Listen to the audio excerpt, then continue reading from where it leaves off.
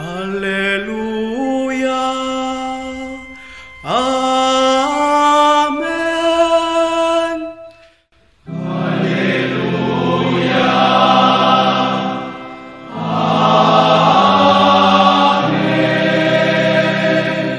Bien-aimés de Café Évangile, ainsi celui qui entend les paroles que je dis là et les met en pratique est comparable à un homme prévoyant qui a construit sa maison sur le roc. Bien, chers amis, l'attente du Seigneur, espérer la venue du Seigneur n'est jamais paisible. Notre bref séjour dans ce monde est soumis à des turbulences constantes. Une maladie par exemple, un problème professionnel, un échec affectif, une humiliation, un changement soudain de projet, la mort d'un proche. Et devant toutes ces situations, ces turbulences qui se présentent en toi, tu te dis, quand cela serait résolu, je pourrais prendre le temps tranquillement pour prier et réorganiser ma vie. Mais en fin de compte, tu te rends compte que après que cette tempête-là soit résolue, la prochaine tempête a déjà commencé. Tu n'as même pas eu le temps de te récupérer avant que la prochaine tempête ne se mette. C'est pour cela, mes chers amis, si vous attendez un temps de calme dans votre vie, vous devrez surtout vous contenter de la paix, de la tombe.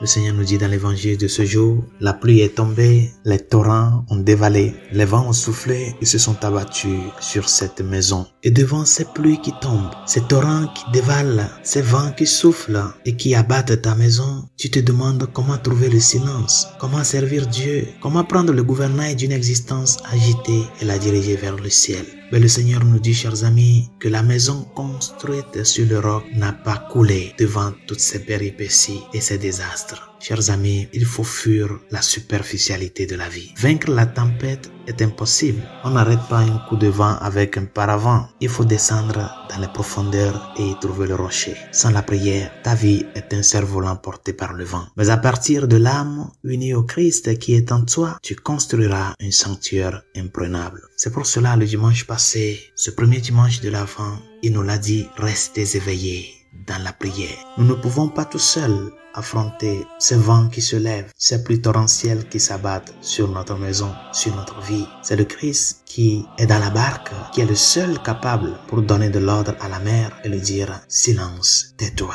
Mais nous avons besoin d'être unis à ce Christ-là, d'être unis à celui qui peut contrôler les vents, celui qui peut contrôler les pluies torrentielles qui s'abattent sur notre vie. Et cette union, c'est dans la prière, la pratique des sacrements. Il est présent toutes les fois que nous l'invoquons, mais apprenons à reconnaître la présence de Dieu au milieu de notre vie pour que dans cette union avec lui, nous puissions nous accrocher à lui qui est le roc. Ce roc qui jamais ne peut pas être déplacé parce que c'est la pierre angulaire. Bonne journée, Dieu vous bénisse.